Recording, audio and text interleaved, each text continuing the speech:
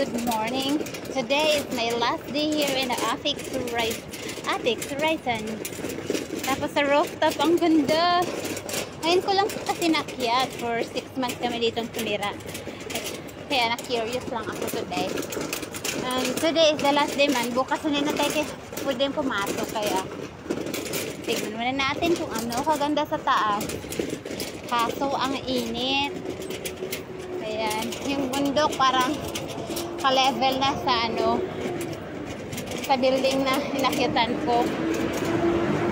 Ayan. Kita-kita yung bundok na matataas.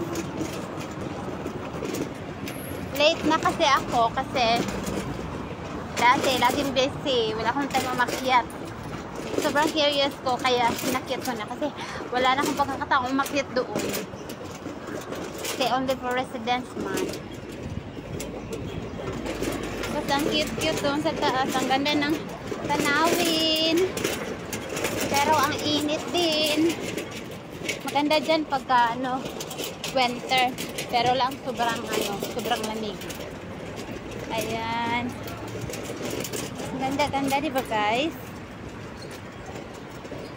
Pero hindi pwedeng tumalon ha. Pag tumalon ka dyan, tsak, chugi ka dahil. Have a nice day!